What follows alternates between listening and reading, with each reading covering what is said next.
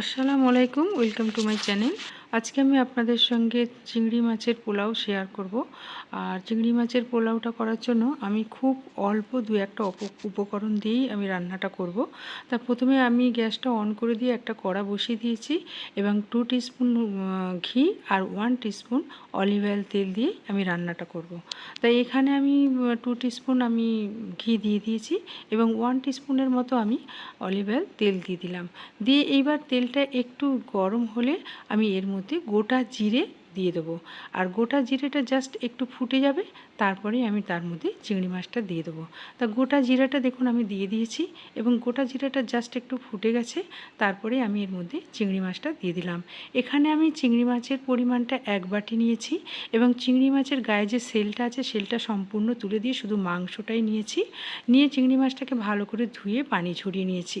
নিয়ে এর মধ্যে আমি দিয়ে দিলাম, দিয়ে ঘিয়ের মধ্যে চিংড়ি মাছটা একটু নেড়ে নেবো, অর্থাৎ একদম হালকা করে ফ্রাই করে নেবো, বেশি ফ্রাই করব না, শক্ত করে সফট করেই একটু নেড়ে নেব।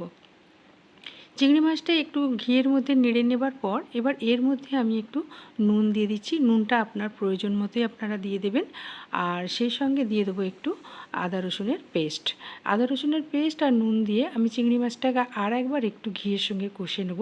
তারপর এর মধ্যে আমি একটু দিয়ে দেবো গরম মশলা। তা গরম মশলাটা কিন্তু অবশ্যই দিতে হবে। আর নুনের পরিমাণটা আমি দিয়েছি যেটা, সেটাই আমার মনে হচ্ছে হয়ে যাবে। তাও আমি চাল দেওয়ার পর যদি একটু নুন লাগে আমি আর একটু দিয়ে দেবো। নুনটা আপনাদের টেস্ট মতোই দিয়ে দেবেন। এবার আমি গরম মশলাটা দেওয়ার পর আমি আর একবার চিংড়ি মাছটা ভালো করে কষে নিলাম। এবার আমি এর মধ্যে দিয়ে দেবো সবজি। আর সবজি আমি 2-1টা সবজি নিয়েছি, একদম অল্প কয়েকটা সবজি নিয়েছি এবং সরু সরু করে এগুলো কেটে নিয়েছি। সবজিটা একদম অপশনাল, সবজিটা আপনারা দিলেও পারেন, না দিলেও পারেন। দরকার হলে আরেকটু চিংড়ি মাছটা নাহলে বাড়িয়ে দেবেন। তো এইভাবে দেখুন সবজিগুলোর মধ্যে প্রথমে আমি একটু পেঁয়াজকে কেটে রেখেছিলাম সেটা দিয়ে দিলাম একটু ক্যাপসিকাম, একটু টমেটো কুচি আর দিয়ে দিলাম একটু গাজরের কুচি। এখানে আমি কাঁচা লঙ্কা 2-3টে নিয়েছি। আপনারা যদি কাঁচা লঙ্কা না দেবেন তাহলে কিন্তু এখানে শুকনো লঙ্কাও গোটা দিয়ে দিতে পারেন। তা কাঁচা লঙ্কাটা কিন্তু আমি ডিভাইডেড করে দিইনি, গোটাই দিয়ে দিয়েছি। ঝাল বেশি হয়ে যাবার ভয়ে আমি গোটাই দিয়ে দিয়েছি। তা এইভাবে আমি সবজিটা চিংড়ি মাছের সঙ্গে আমি আর একবার ভালো করে কষে নেব।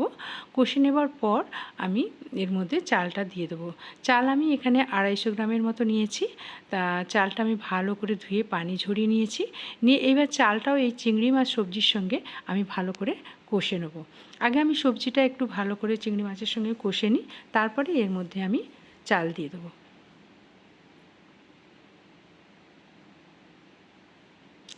আবার বলে দিচ্ছি, ঘিয়ের পরিমাণটা যদি আপনারা একটু বাড়াতে চান তাহলে বাড়িয়ে দেবেন, কারণ আমি তেলটা বা ঘিটা একটু কমই দিয়েছি। আর যদি মনে করেন ঘিয়ের ফ্লেভারটা আরেকটু স্ট্রং খাবেন তাহলে কিন্তু আরেকটু ঘি দিয়ে দেবেন। তা চালটা আমি এবারে সবজির মধ্যে দিয়ে দিলাম। এবার চালটাও আমি এই সবজির সঙ্গে চিংড়ি মাছের সঙ্গে ভালো করে কষে নিচ্ছি। ভালো করে 2 মিনিটের মতো আমি চালটা ভালো করে কষিয়ে নেবার পর আমি যতটা চাল দিয়েছি ঠিক তার ডবল আমি পানি এর মধ্যে দিয়ে দেবো।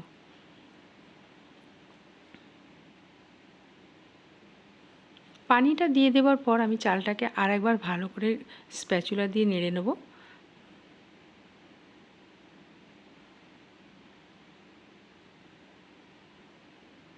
এরপর আমি ভালো করে স্প্যাচুলা দিয়ে নেড়ে নেবার পর আমি চালটাকে আমি চাপা দিয়ে দেবো। যতক্ষণ না ফুটছে ততক্ষণ কিন্তু চাপাটা খুলব না। পানির পরিমাণটা আবার বলে দিচ্ছি, যতটা চাল নেব ঠিক তার ডবল পানি নেব। চাপা দিয়ে দিলাম, যতক্ষণ না ফুটছে ততক্ষণ আমি ওয়েট করব। চালটা আমার ফুটে গেছে। এইবার আমি আর একবার ভালো করে চালটা নেড়ে নেব। নেড়ে নেবার পর আমি আর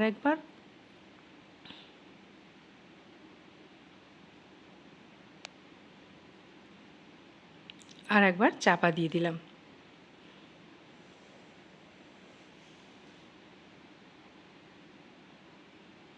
এইবার আমি কড়াটাকে নামিয়ে দিলাম, দিয়ে আমি একটা তাওয়া বসিয়ে দিলাম। ফ্লেমটা কিন্তু একদম হাই ফ্লেম আছে। তাওয়াটা বসিয়ে দিয়ে কড়াটা আমি আবার তাওয়ার মধ্যে বসিয়ে দিলাম।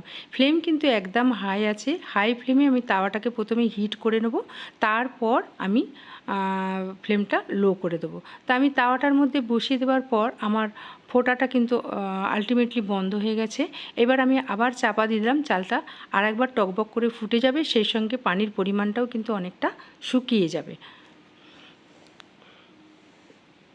আমি চাপাটা খুলে আর একবার দেখিয়ে দিচ্ছি, দেখুন টকবক করে ফুটে গেছে এবং পানির পরিমাণটাও কিন্তু অনেকটা কমে গেছে।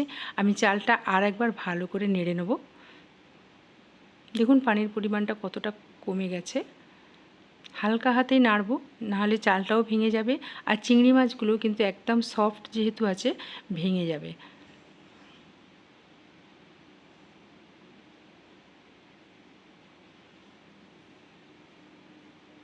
এবার আমি চাপা দিয়ে দিয়েছিলাম, চাপা দিয়ে আবার চাপাটা খুলে দিলাম, দিয়ে ওর মধ্যে একটু ব্যালেন্স করার মতো অল্প করে একটু চিনি দিয়ে দিলাম আর সেই সঙ্গে ড্রাই রোস্টেড আমি কাজু আর কিশমিশের টুকরোগুলো এর মধ্যে দিয়ে দিলাম।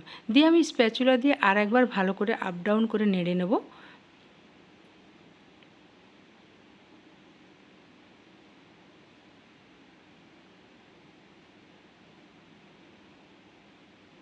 হালকাতে আমি আরেকবার ভালো করে নেড়ে নিলাম।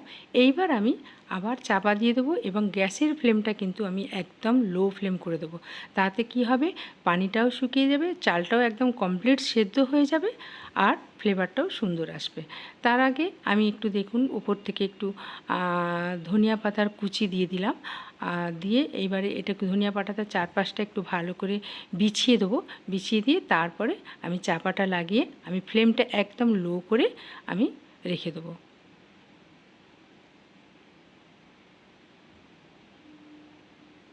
চাপা লাগিয়ে দিলাম, ফ্লেম লো করে দিলাম। কিছুক্ষণ 8 থেকে 10 মিনিটের মধ্যে আমি লো ফ্লেমে রাখার পর আমি আবার খুলে দেখছি, দেখুন আমার পোলাওটা কিন্তু কমপ্লিট রেডি হয়ে গেছে।